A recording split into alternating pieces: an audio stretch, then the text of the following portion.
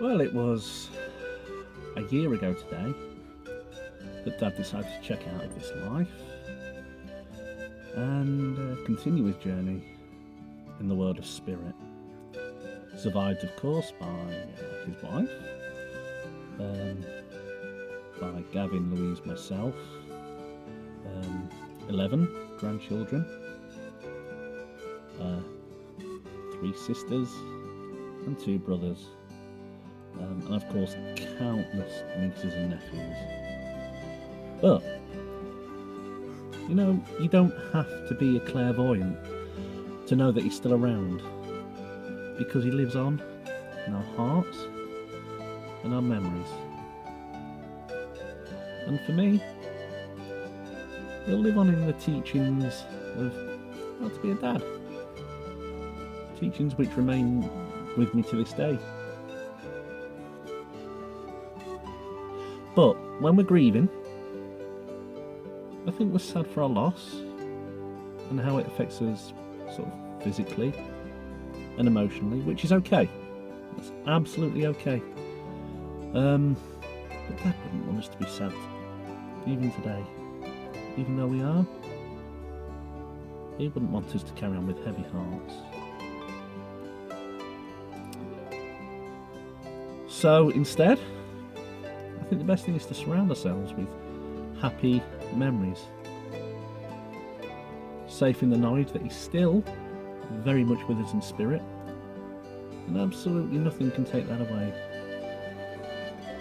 For me, happy memories include many, many trips on Hercules.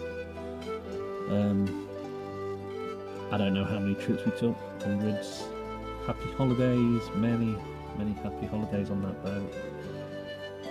We had some great times, which kind of links in with him teaching me to play guitar when I was very young, from about the age of 4 upwards.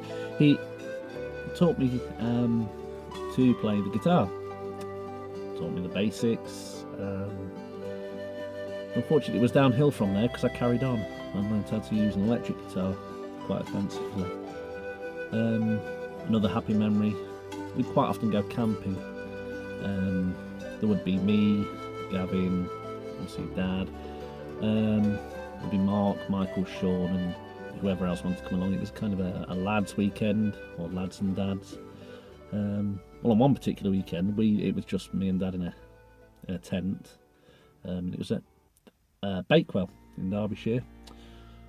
And the night before, we got absolutely hammered. And I mean, I think I was only 17, so it was slightly naughty. Absolutely wrecked. And anyway, I can remember getting back in the tent, and he won't forgive me for telling you this, but he let out the biggest, smelliest drum you have ever known. And every time I used to see him when we'd got to Scotland, I remind him of that, and it still brought about lots and lots of laughter. Day after, massive, massive hangover. And I mean it was the worst hangover I think I've ever had. And then happy times in the cabin, of course. I mean, I don't know how many people know about the cabin. It was brought pretty much as a big garden shed. It wanted rebuilding. That's being polite. Which of course he did. And that was out at Barrow-on-Soar, along the River Soar. There were some good times in there. And then, of course, he learnt to fly. One of his lifelong dreams, he learnt to fly an aeroplane. And I think I'll always remember him flying over the upper school when I was there. And I can't remember how we arranged it, but we'd arranged it so that I would be walking across the field to go home exactly as he would fly over. And he flew over, and he waggled his wings, which I thought was pretty awesome. Wagging your wings is where the plane flies along, and they just go like that as a kind of a greeting. And then, not so long after, I think a week or so later, he took me up.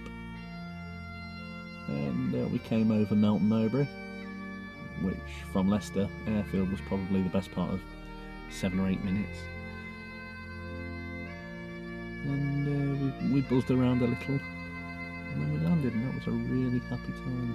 Other happy memories include the first time he saw each of my children, his grandchildren, including Matthew, his first. I don't think I'll ever forget the look of pride on his face from that. He touched the heart of most people he met, and on countless occasions he moved heaven and earth to improve the quality of life of those who needed it most, from some of the young offenders, the inmates at Glenparva, to elderly people in the community, and those a lot less fortunate than those of us who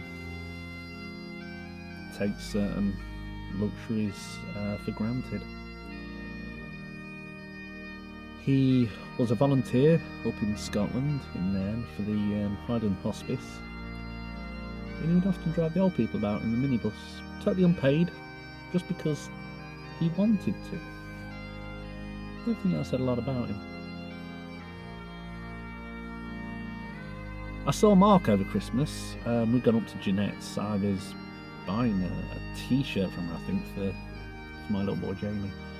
Now, it came up in the conversation. Mark had said that it was alright for them, meaning Mark, Jackie, Jeanette, Dina, Andrew, Dad, because they got a chance to say goodbye to Nanny. I'm not sure I would have wanted to see Dad suffer. I'm not sure that would have been good enough for him. As in, I don't think he would have liked that. So, it was sudden. It was early in the morning, I think it was about 2:15. I had a phone call from Judy to say that she'd come in and found Dad slightly unwell on the floor, and that he'd been taken to the hospital in Inverness.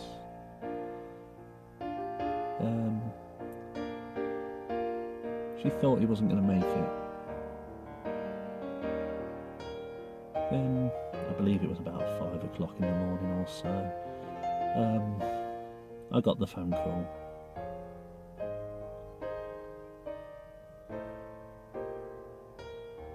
So, you know what? I said it before and I will say it again. It's never goodbye when we lose someone. And especially for Dad. He's still around. So I'm not going to say goodbye because that's so final. I think we're going to use see you later because I believe we really will see you later. Remember, hold on to your memories, because that's where he is. He's in your memories, he's in your hearts, he's all around us still, as is Nan, as are most of the people that have passed over. Low lie the fields of Athenry, where once we watched the small free birds fly.